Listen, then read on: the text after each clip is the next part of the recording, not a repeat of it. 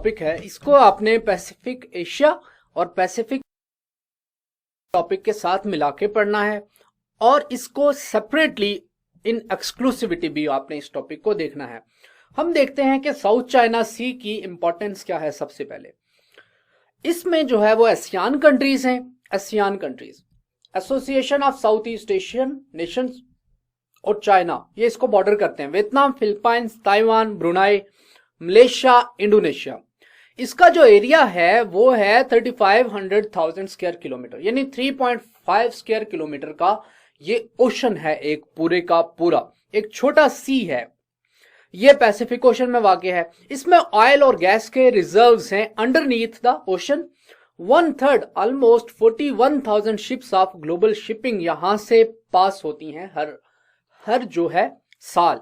इसकी इंपॉर्टेंस जो है वो इसको आपको इससे समझ आएगी। ये बेसिकली एक सेमाई इनक्लोज्ड एरिया है। सेमाई इनक्लोज्ड का मतलब ये है कि ये कंट्रीज के दरमियान जो है वो इनक्लोज्ड रीजन है। It possesses large number of islands.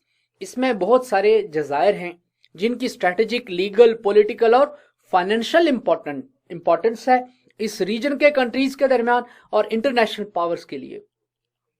Island बहुत ज्यादा इंपॉर्टेंट होता है क्योंकि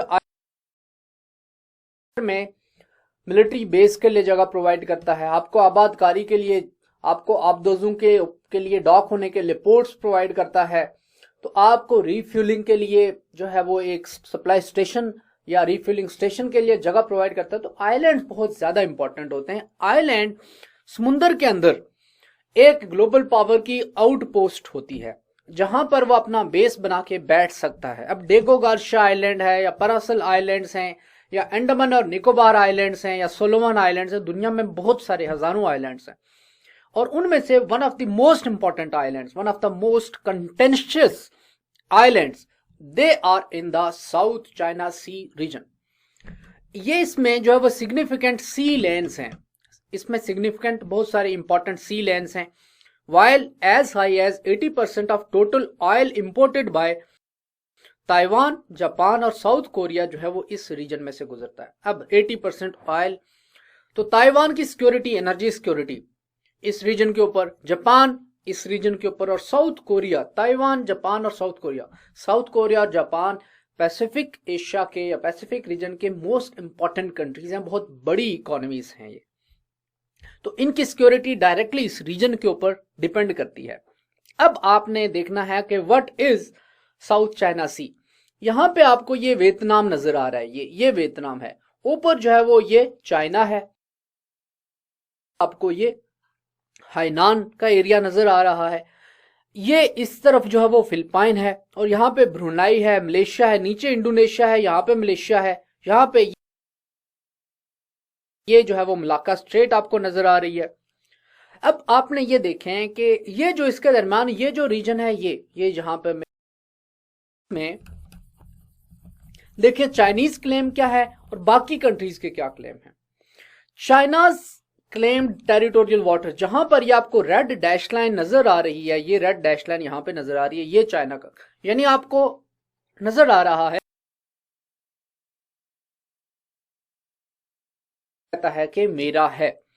जो यूएन का कन्वेंशन है, UN convention on law of seas, वो कहता है कि 200 नॉटिकल माइल का एक्सक्लूसिव इकोनॉमिक जोन हर कंट्री के पास है। अब यह अगर आप 200 नॉटिकल माइल्स का एक्सक्लूसिव इकोनॉमिक जोन बनाएं तो ये लाइन बन रही है। अब ये जो रीजन है ये किसके पास आएगा? वियतनाम के पास। ये रीजन किसके पास आएगा? मलेशिया के पास। ये जो एरिया है ये इंडोनेशिया के पास आएगा। ये जो रीजन है वो मलेशिया के पास, ये ब्रुनाई के पास, और ये बनेगा किसका? फिलीपाइन का एक्सक्लूसिव इकोनॉमिक जोन। तो डिस्प्यूटेड आइलैंड्स आपको इसमें बहुत सारे नजर आ रहे हैं। कुछ आइलैंड्स की हम बात करेंगे, मसलन डिस्प्यूटेड आइलैंड्स, ये आपको नजर आ रहा है कि आइलैंड्स के लिए इसने डॉट्स इस्तेमाल किए हैं। ये बहुत सारे आइलैंड्स का क्लस्टर है जिनको स्प्रेटले कहा जाता है। ऊपर ये आइलैंड्स हैं जिनको पैरासल आइलैंड्स कहा जाता है। ये एक शुआल है, स्कारबोरो शुआल कहा जाता है इसको। शुआल जो है वो समुद्र में सेटलमेंट या समुद्र में सी को रिक्लेम करके जो आप जगह बनाते हैं उसको शुआल कहा जाता है। यूएसएनएस इम्पेकेबल वो यहां पे इस रीजन में बेस्ड है। अगेन यहाँ पे जापान भी है, फिलीपाइन भी है, ताइवान भी है, जो सारे के सारे यूएसए के यूनाइटेड स्टेट्स ऑफ अमेरिका के स्ट्रेटेजिक एलाइज हैं। तो अब यहाँ पे यूएस की नेवल प्रेजेंस भी है। इसी रीजन में यूएसए का जो है वो पैसिफिक फ्लीट मौजूद है, पैसिफिक फ्लीट, जिसको कमांड करता है पैसिफिक कमांड, जिसकी मैंने पिछले लेक्चर में बात की थी। अब डिस्प्यूटेड टेरिटरीज को आपने देखना है साउथ चाइना सी रीजन में। South China Sea is potentially rich in oil and natural gas deposits. अब इसमें डिस्प्यूटेड रीजन्स कौन से हैं? पारासल आइलैंड जो हैं वो है, एरिया है around and claimed by both Japan and Vietnam. तो पारासल आइलैंड जापान और वियतनाम के दरमियान बोन ऑफ कंटेंशन बने, चाइना और वियतनाम के दरमियान बोन ऑफ कंटेंशन बने हुए हैं। China moved its giant oil rig close to the Paracel islands between May 2 and 7। तो ये वहां पे हर दूसरे दिन की बात है। वहां पे हर दूसरे दिन ये वाकया होता है कि एक कंट्री जो है वो अपने नेवल वेसल्स किसी आइलैंड की हदूद में से गुजार देता है, या किसी दूसरे कंट्री के टेरिटोरियल वाटर्स में से गुजार देता है, या किसी दूसरे कंट्री की एक्सक्लूसिव इकोनॉमिक जोन में जाकर शिपिंग कर देता है, या वहां पे ऑयल रिग्स एस्टेब्लिश कर लेता है, या वहां पे सी रेक्लेमेशन हो रही है। तो ये सारा कुछ जो है वो साउथ चाइना सी में हम देखते हैं कि हो रहा है। दूसरी तरफ जो है वो स्प्रेटले आइलैंड्स है। स्प्रेटले आइलैंड्स आपने देखा कि ये जो क्लस्टर ऑफ आइलैंड्स है, बहुत सारे जो आइलैंड्स हैं जो ब्रुनाई और फिलिपाइन की जो कोस्ट है इनके करीब वाक़े हैं। अब इनके ऊपर जो है वो 6 कंट्रीज के क्लेम हैं, जिनमें से चाइना भी एक है। बाकी फिलिपाइन, ब्रुनाई, मलेशिया वगैरह इनकी भी, और वियतनाम, इनके भी क्लेम्स हैं। और इन्होंने बाज आइलैंड्स के ऊपर कब्जा भी किया हुआ है डिफरेंट कंट्रीज ने। अब देखें, Spratly islands are a disputed group of more than 750 reefs, islands, atolls, cays and islands. तो इसमें 750 से ज्यादा जो है वो एंटिटीज हैं। There is also a dispute over the Spratly Islands. The 6 economies making claims to various islands are China, Vietnam, Taiwan, Malaysia, Brunei and Philippines. तो ये 6 कंट्रीज जो हैं इनके जो है वो आपस में क्लेम्स हैं। एक कहता है कि ये सारे के सारे मेरे हैं, दूसरा कहता है मेरे हैं, तीसरा कहता है मेरे हैं। चाइना क्या कहता है? चाइना कहता है कि भाई साउथ चाइना सी तुम में से किसी का भी नहीं है, साउथ चाइना सी जो है वो सिर्फ मेरा है। तो चाइना का जो क्लेम है वो सबसे ज्यादा प्रॉब्लमेटिक है। जो association of south east Asian Nations है, एशियान जिसको आप कहते हैं, एशियान के ये जो बाकी कंट्रीज हैं, ब्रुनाई, मलेशिया, ताइवान वगैरह, ब्रुनाई, मलेशिया वगैरह, और ये वियतनाम हो गया, फिलिपाइंस हो गया, ये कंट्रीज जो हैं ये शायद इन मसाइल को आपस में हल भी कर लें। लेकिन चाइना के सारे साउथ चाइना सी के ऊपर क्लेम्स की वजह से इस रीजन में ये मसला जो है वो एवर प्रेवलेंट है। फिर यूएसए की इन्वॉल्वमेंट इस रीजन में बहुत ज्यादा है। मैंने आपको बताया था फिलिपाइन में यूनाइटेड स्टेट्स की फोर्सेस मौजूद हैं, डीमिलिटराइज्ड जोन में यूएसए की फोर्सेस मौजूद हैं, जापान में ओकिनावा बेस के ऊपर जो है वो 50,000 यूएस के ट्रूप्स मौजूद हैं, यूएसए के ट्रूप्स जो है वो सिंगापुर में मौजूद हैं, यूएसए के ट्रूप्स जो हैं वो ऑस्ट्रेलिया में मौजूद हैं। तो इस सारे रीजन में आपको नजर आता है कि यूएसए के जो ट्रूप्स हैं वो प्रेजेंट हैं। अब उन ट्रूप्स की प्रेजेंस में, और चाइना के तो करीब है ये रीजन साउथ चाइना सी, यहाँ पे आप देख सकते हैं कि साथ चाइना है। तो चाइना की प्रॉक्सिमिटी की वजह से और यहाँ पे यूएसए की प्रेजेंस की वजह से दोनों जो ग्लोबल पावर्स हैं उनके दरमियान एक तरह की फ्रिक्शन मौजूद है।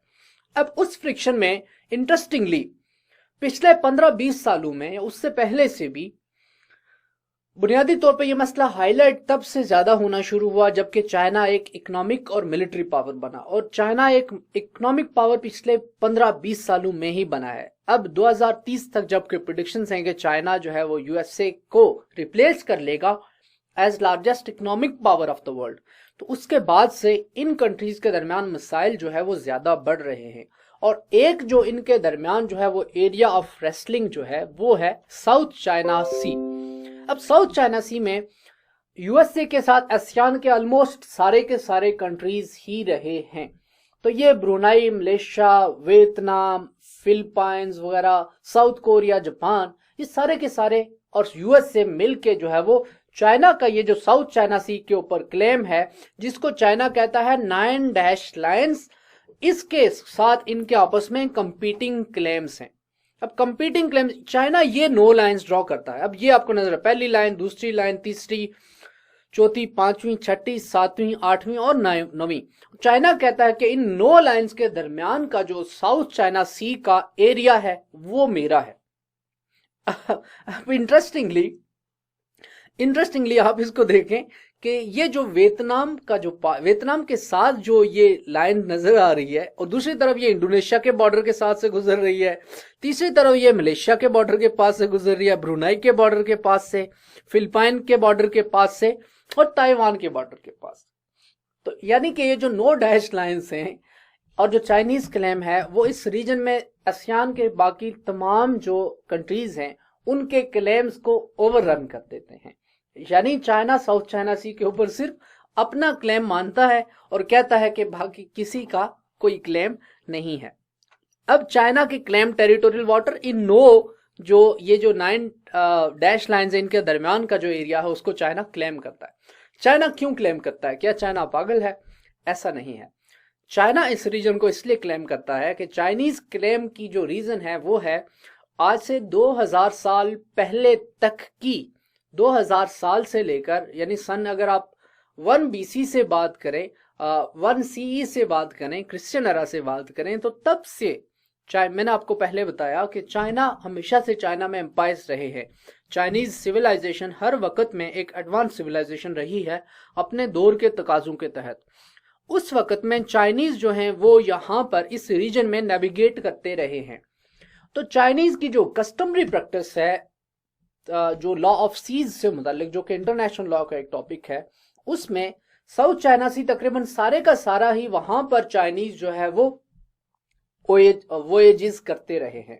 ये ओशनिक कंट्रोल यहाँ पे एक्सरसाइज करते रहे हैं और इस सारे रीजन को वो अपने रीजन के तौर पे या अपने समुद्र के तौर पे इस्तेमाल करते रहे हैं।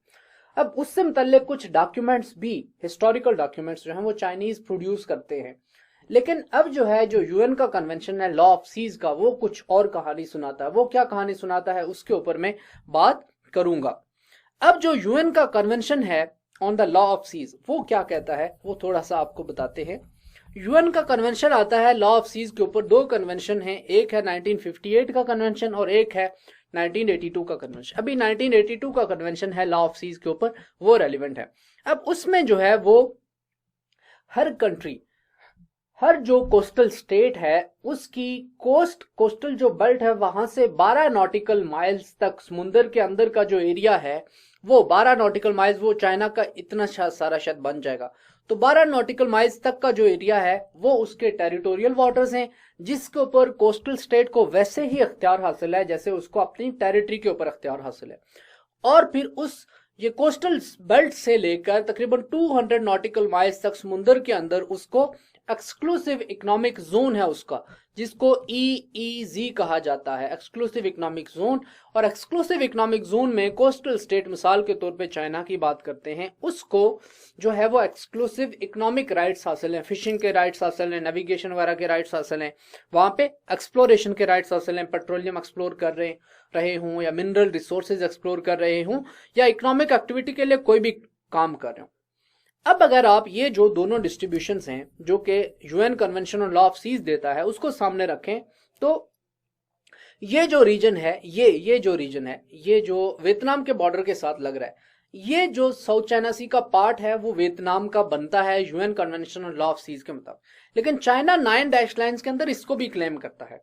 अब यूएन कन्वेंशन के अंडर जो है वो मलेशिया का ये पार्ट बनता है और ये भी पार्ट मलेशिया का बनता है। लेकिन चाइना क्या कहता है? चाइना ये कहता है कि ये भी मेरे हैं। तो बुनियादी तौर पे आपको नजर आ रहा है कि UN convention on law of seas के अंडर मलेशिया, ब्रुनाई, फिलिपाइन, ये आपको उन कंट्रीज के क्लेम्स की जो है वो लाइन नजर आ रही है। तो इन कंट्रीज के जो क्लेम्स हैं वो इंटरनेशनल लॉ के मुताबिक हैं और चाइना का जो क्लेम है वो इंटरनेशनल लॉ की वायलेशन में है। अब इनके कंपीटिंग क्लेम्स की वजह से साउथ चाइना सी में इन कंट्रीज के दरमियान जो है वो एक राइवरली, हॉस्टिलिटी और एक फ्रिक्शन का माहौल जो है वो पैदा हो चुका है, जिसकी वजह से इस रीजन में ये कंट्रीज आपस में compete कर रहे हैं। रीजन की स्ट्रेटेजिक इंपॉर्टेंस है, मैं आपको पहले बता चुका हूं कि ये जो है वो ऑयल और गैस के रिजर्व से के हिसाब से साउथ चाइना सी एक रिच रीजन है। मिसाल के तौर पे हम देखते हैं यहाँ पे, ये आपको चाइना के पास का जो बेल्ट है यहाँ पर आपको प्रूव्ड और probable reserves and million barrels of oil में आपको रिजर्व नजर आ रहे हैं। 2500 से 10,000 मिलियन बैरल्स ऑफ ऑयल तक। कौन से रीजन में? मलेशिया के पास, साउथ चाइना सी का ये जो रीजन है, यहाँ पे सिंगापुर के आगे मलेशिया के हुदूद में आता है, यहाँ पर ये मलेशिया के हुदूद में आता है, ये जो है वियतनाम के पास आ रहा है। तो ये 3-4 रीजन ऐसे हैं जहां पर millions of barrels of oil हैं। 1000 से 2500 मिलियन बैरल्स ऑफ ऑयल कौन से रीजन में? ये चाइना के पास, ये जो साउथ चाइना सी का हिस्सा है यहाँ पे हैं, और यहाँ पे वियतनाम की टेरिटोरियल वाटर्स में जो हिस्सा आ रहा है, एक्सक्लूसिव इकोनॉमिक जोन में आ रहा है, वहां पे हैं, और मलेशिया के समुद्री हदूद में ये जो एरिया है, और टू सम एक्सटेंट जो ब्रुनाई के पास ये एरिया है, जिसके पास फिलिपाइन भी जिसके साथ लगता है। तो बुनियादी तौर पे ये आपको रीजन नजर आ रहा है कि साउथ चाइना सी के अंदर प्रूव्ड और प्रोबेबल ऑयल और गैस के रिजर्व्स हैं, जिसकी वजह से इन रिजर्व्स के ऊपर ये कंट्रीज जो है वो अपने हुकूक जमा रहे हैं। फिर हम देखते हैं कि ये साउथ चाइना सी ये ट्रेड रूट्स का रास्ता है। ट्रेड रूट्स का रास्ता कैसे है? यहाँ पे जो है वो मलाक्का स्ट्रेट है, जहां से क्या होता है, जहां से तमाम इस रीजन की तमाम इंपॉर्टेंट ऑयल ट्रेड होती है, और शिपिंग के रूट्स जो है वो सारे मलाक्का स्ट्रेट में से गुजरते हैं। सुंडा स्ट्रेट भी इसी रीजन में है, जो कि इंडोनेशिया के पास है। तो मलाक्का स्ट्रेट, सुंडा स्ट्रेट, इस तरह की जो स्टेट्स हैं वो यहाँ से जो गुजरती हैं, उसकी वजह से इस रीजन में तमाम ऑयल और ट्रेड की शिपिंग होती है, और मार्केट्स, गुड्स का जाना, उनका इनफ्लो, उनका आउटफ्लो, इन कंट्रीज की तमाम energy supply, oil supply, gas supply, goods की सप्लाई, गुड्स का इनफ्लो, गुड्स का आउटफ्लो, वो सारे का सारा इस रीजन में से साउथ चाइना सी के अंदर से शिपिंग के ऊपर डिपेंड करता है, जिसकी वजह से सी लेन्स ऑफ कम्युनिकेशन जो है वो बहुत इंपॉर्टेंट बन जाती हैं। तो सी लेन्स ऑफ कम्युनिकेशन की प्रोटेक्शन के हिसाब से भी जो साउथ चाइना सी है वो one of the most important regions in the world है। ऑयल ट्रेड के हिसाब से हम इस रीजन को देखते हैं।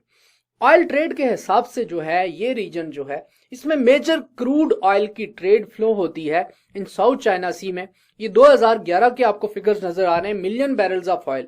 साल के तौर पे इस पार्ट में से 11 million barrels of oil per day flow होती हैं। 5.4 जो है वो ताइवान को जा रहे हैं, 2.4 साउथ कोरिया को, 3.2 जो है वो जापान को जा रहे हैं, जो है वो थाईलैंड को भी। तो आपको बुनियादी तौर पे नजर आ रहा है पर्शियन गल्फ में से जो